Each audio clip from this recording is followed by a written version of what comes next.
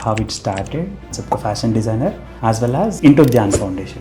Fashion designer, it happened by chance. Mm-hmm. I was actually preparing for architecture, but all my friends around were giving NIFT, NID, etc. And my experiences both in the spiritual and the physical have only grown exponentially. What are the social service initiatives that usually Dhyan Foundation does? So Dhyan Foundation is engaged in a host of charities. We started with langars, which is free food distribution camps for the poor, the hungry. How can you differentiate those to this, and how did you take the spiritual talks? So I would just say that Ashwini Guruji is a rare phenomenon in modern times, and he has brought to life the ancient Vedic sciences, the treasure trove of Vedic sciences, through practical experience and very, very scientifically. If someone is interested to be involved into Dhyan Foundation, so how and what you could suggest them? So we have 100 plus centers. We have 45 shelters. Our presence in US, Yes. Australia, UK, Singapore, Malaysia, Indonesia, and India, of course. Nowadays, young professionals are going through the lot of stress and all those things. So how can you tell our listeners to adopt to Dhyan Foundation and its spiritual things? See, there is no remedy. We do Yes. not propagate or advertise that, do this and this will happen. You come, you learn that practice. What's the journey of Chandni before Dhyan Foundation and after Dhyan Foundation journey? But I have a purpose, a sense of purpose, which was missing. And there is a certain amount of contentment, there is a certain amount of achievement, and of course, volumes of experience that has come along. Hello ma'am, welcome to Charcha With Real Leader. Hi Madhav, this is Charcha. Yes ma'am. Ma'am, I came to know that you are a fashion designer. Yes, by profession and also by education. And also we would like to know about your journey and how it started as a fashion designer as well as into Dhyan Foundation. As a fashion designer, it happened by chance. I was actually preparing for architecture, but all my friends around were giving NIFT, NID, etc. Okay. So I also decided to give. I came through and it was a very good rank, and I was getting NIFT Delhi fashion design. So then everybody told me you shouldn't miss it. So that's how fashion design happened. Okay. And now I'm running a menswear label in Delhi. And Dhyan Foundation again happened around the same time because I was in my college only. And at that time, I was like really averse to anything saffron. And thankfully, nobody told me that I was going to meet a saffron-clad man in Dhyan Foundation. And incidentally, when I went there also, when Guruji came for the first time that I met him, my eyes were closed. And he started speaking, and it was a magical experience. I had certain questions and I didn't even ask. I was a shy person, a very, very shy, timid person. I couldn't frame my questions or ask. But during the course of the lecture, all my questions were answered on their own. And whatever he said, it made so much sense. It was practical, it was scientific. So I thought to myself that I must come here again. Okay. And then So it all happened in your college days? Yes, it was all in my college days, and I think I was 6 months into the practice when I had my first experience. There was something that I was really, really wanting for myself, and it was just not happening. But meeting Guruji, it happened just like that. So then I got my experience. Then after that, I didn't look back. It's been 2 decades now. Okay. And my experiences both in the spiritual and the physical have only grown exponentially. So, what are the social service initiatives that usually Dhyan Foundation does? So Dhyan Foundation is engaged in a host of charities. We started with langars, which is free food distribution camps for the poor, the hungry, outside major hospitals, outside temples, and then we started educating underprivileged children through Anand Vidyalaya schools. We started programs for women empowerment for underprivileged, marginalized women. We were doing vocational training programs to equip them, to make them self-reliant. Then animal welfare happened. And now we are taking care of over 80,000 animals, rescued, stray, injured animals through our 45 plus shelters. And we are also working for rural and tribal development, sustainable practices, alternate energy practices like biogas and solar power, environmental protection. So there are a lot of causes, and we've been in the field of social service for over 2 decades now, Ma'am. and we've got a lot of awards, a lot of accolades, including the BSF. Like BSF issued us a letter stating that because of our efforts, the cross-border smuggling across into Bangladesh border, it has reduced drastically, and the attacks on the Jawans by cattle smugglers have come down sporadically. Yes. Because we were the only ones who at that time offered to rehabilitate those cattle. Nobody else wanted to take any kind of confrontation with the mafia.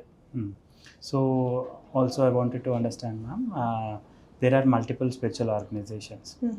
And how can you differentiate, or else you can tell this Dhyan Foundation is specialized into this? To put it simply, I would say, and I consider myself a part of Dhyan Foundation, very much a part of Dhyan Foundation, that we walk the talk. So if we will tell you that, a human being has more than 5 senses, we can actually prove it to you, and we have actually, in fact, proven it in front of 200 doctors, live Yes, ma'am. audience at the Indian Medical Association, the science of clairvoyance. Or if we tell you that the gods and the goddesses exist, it's not just mumbo jumbo. We can show you proofs like photographs, which are mobile clicks by people like you and me during yagyas, where those formations have happened. And if you care to delve deeper, you can practice the Sanatan Kriya, and we can make you interact with divine forces. So that is one. And the reason for the efficacy of these practices, it's not like we've invented these practices. These are the age-old Vedic practices. But what we've done differently is that we have sanitized them of commerce. Like nowhere in the world, for any of the sessions or teachings of Dhyan Foundation, any rupee is charged. So that is what sets us apart. And one thing especially special about Dhyan Foundation that I would like to say is that we do not turn our face away from anybody in need. Be it like when we had pandemic going on. Yes, ma'am. All of us were on the streets, feeding the poor while everybody's locked out in their houses. We were feeding the poor, we were feeding animals, strays, and mind you, there was not even a single casualty all across the Dhyan Foundation, and we have centers all across the world because of the pandemic or because of Corona, so to say. Such is the confidence that Guruji has in the subject, and the same he has brushed on to us. So I also wanted to understand about why is service considered as a personal growth in terms of spiritual growth in the Dhyan Foundation? Okay, so Guruji always says that there is no power without responsibility, and there is no responsibility without power. If you, let's say, you look at all the three devs in history or the avatars which have happened, none of them have led a life of selfishness. And it is like if you're leading a life for yourself, then it is the life of an animal. Yes, ma'am. If you help others, that is when you become human. And here we are talking about elevating ourselves to spiritual realms. So how can we evolve if we do not increase our responsibility in creation? So that becomes the basis. If you take science, then for a rocket to break the pull of gravity, it has to shed off its extra load. Same is true for spirituality, that if you want to progress, you have to shed off that weight, and charity and service become the basis. Yes, ma'am. And also in the previous conversation that you have said that BSF has also given some letters regarding this animal risking and all these things. And also we have also understood that Dhyan Foundation is also is evolving as a bigger organizations in terms of spiritual organization, and also a animal welfare. Animal welfare organization, and also this is also doing social service activities. Yes. So how can you tell that this is going to evolve for the next generation as well? So I can tell you that today we have 80,000 animals. Yes, ma'am. Strays, injured, orphaned, sick, abandoned, cows, dogs, monkeys, camels, horses, donkeys, cows I've already said. Yes. Rabbits. So yes. So yeah, basically all of them. And while initially we started, animal welfare in specific, we started about 14 years ago. And we started because we felt there was a dire need. It so happened that one of our volunteers, they saw an injured calf on the road. and they tried to seek help from passers-by. Nobody stopped. Then they looked up numbers of animal welfare organizations, of hospitals, and but nobody accepted the calf. So we were left with no choice. They brought it to the ashram. That calf died, but the cause was born. And today we have 45 shelters all across. And while these are shelters for rescued and forever homes, but then they have become epicenters for tribal rural development. The village economy has grown. We are distributing free gobar to the local farmers, because of which their dependence on fertilizers and the resultant loans has reduced. And there is organic farming, like acres and acres of barren land has been converted into cultivable land thanks to all these efforts. And of course we have like over 10,000 women employed at our various shelters. And we also, not just for employment purposes, like basically they are earning money which is spending from which they are funding their families, but also we are educating them on topics of nutrition, on hygiene, on health, so that they can educate their families. So it is like the overall impact is magnanimous. Yes, ma'am. And also regarding Ashwini Guruji, you would like to understand about Ashwini Guruji, ma'am. And there are multiple spiritual organizations and also leaders who are good at teachings and also regarding the spiritual talks and all those things. How can you differentiate those to this? And how did you take the spiritual talks? Okay, so I would just say that Ashwini Guruji is a rare phenomenon in modern times, and he has brought to life the ancient Vedic sciences, the treasure trove of Vedic sciences, through practical experience and very, very scientifically.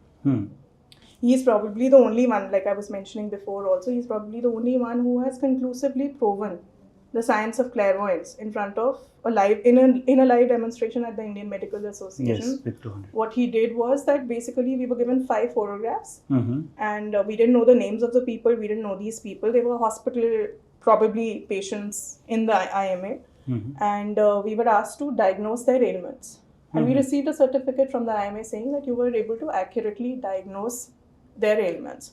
So that is one. Then if I talk about his mantras, so I have personally seen that, environment changes. If there is no sunlight, we were in London once and he was doing the Surya Sayam practice, and in London everybody knows that you barely see the sun. Yes, ma'am. And this is peak winter months, but through that stay, I think we were there for 10 days or so. Every day we were able to, at the time of the practice, sun would appear. Yes. And I have seen people have reported that their certain ailments have gone just by hearing his chants. In fact, there's an Australian lecturer. He mapped the frequency of Guruji's chant, Om chant, and he found it to be a perfect match to the frequency of the sound of Om. And this was covered by an international news channel, and the Sheffield University professor from UK, he also concurred with the observations. So, it's tangible. Whatever we are saying or whatever he's doing is tangible. And of course, the most inspiring thing about him that I would say, that in a world where, you've seen so-called yoga gurus drape themselves in saris and run away to save their lives, he leads from the front line. You would see him in mafia colonies. You would see him in the court fighting for animal rights. You would see him nursing the sick. You would see him on the streets helping aggrieved women.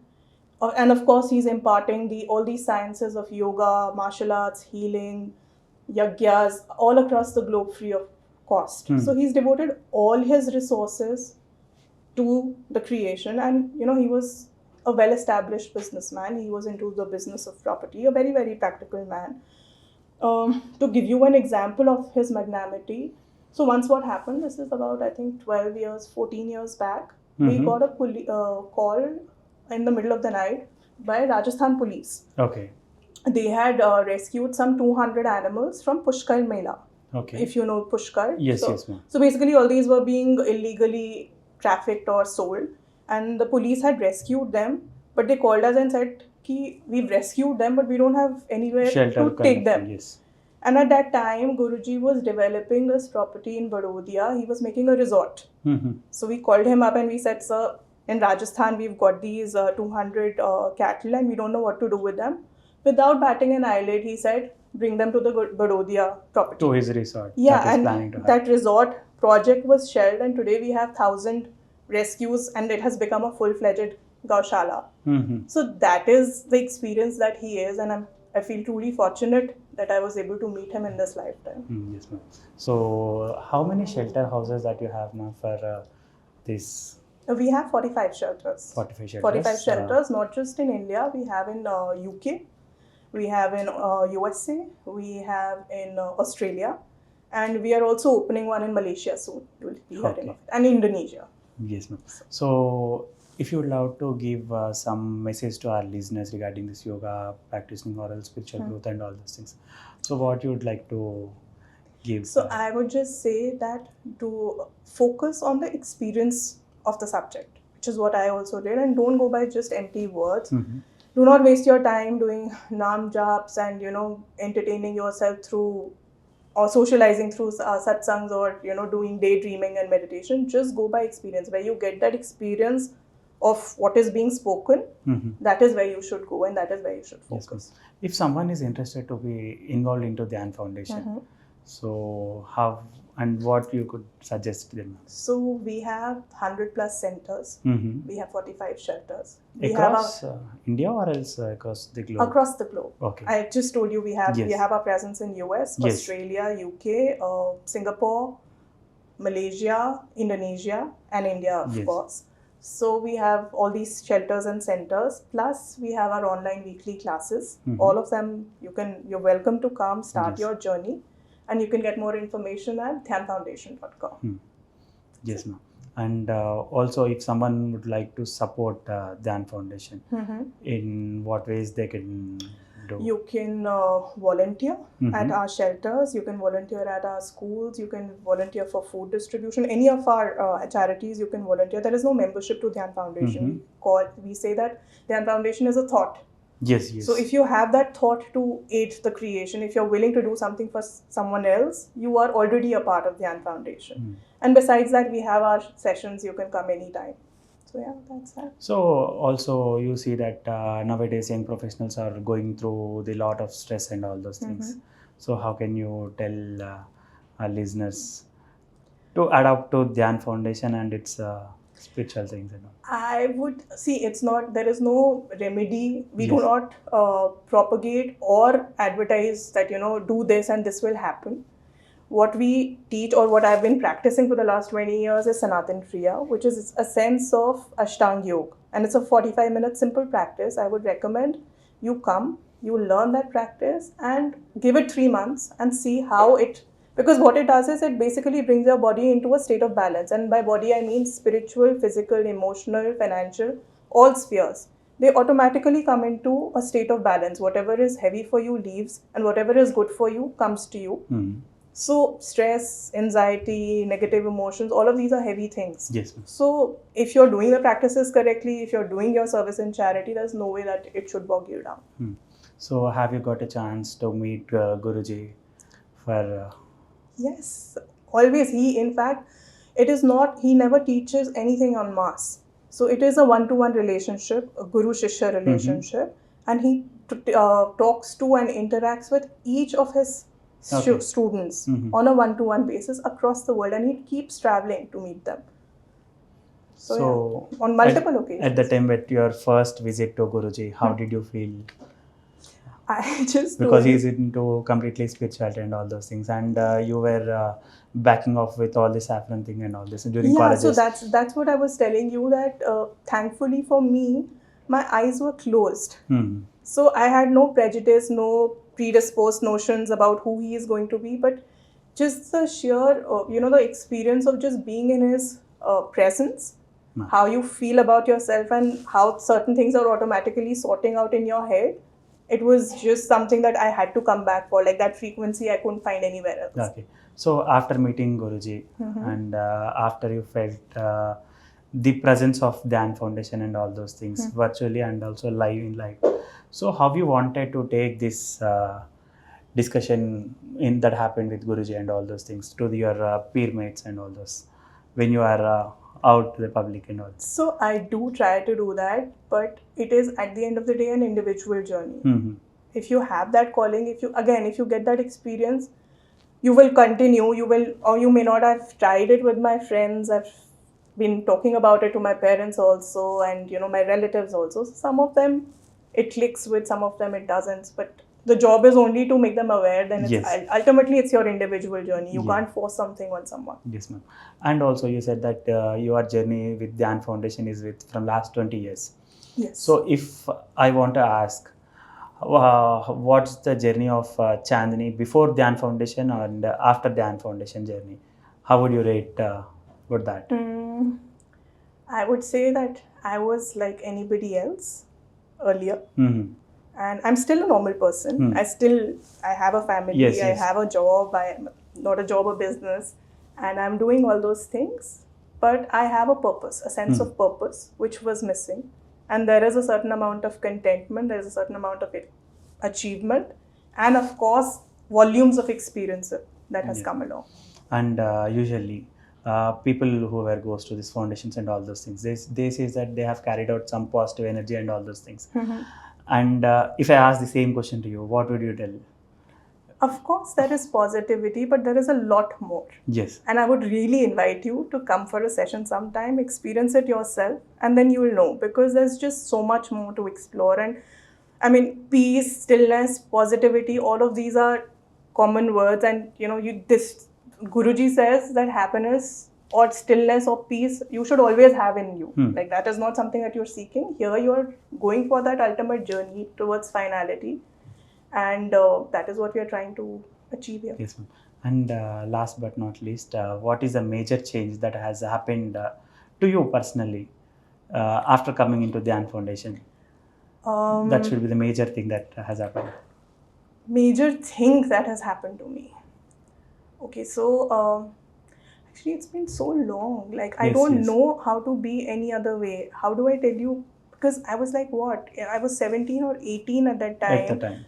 And there are things, I mean, if I can only compare myself to the people around me at that time. For example, my college people or my schoolmates, when I meet them, they're still looking at the same things, still getting bogged down by the same 4-5 problems of relationship, of finances and all of that. None of that touches you.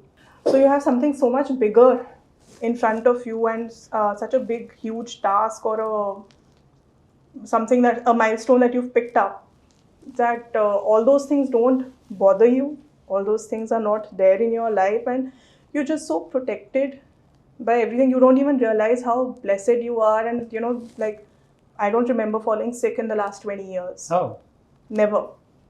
And other things also, like similarly, like there are things like people are having, I don't know, divorces, and people are having financial issues, all those things. Yes. Nothing like, you just had such a immune, cushioned, straightforward life where you don't even have to worry about these things. So like Guruji says that, if you're walking the path, then the body becomes the problem of the Guru. Yes. He will ensure that you have to walk from A to B, that your vehicle is in shape or is able to function. That is his responsibility. So that is just the feeling of being under protection, being under guidance, that is like the ultimate blessing. Yes, ma'am. So I also heard that we have something very interesting in Dhyan Foundation, which is like Vedic martial arts and all.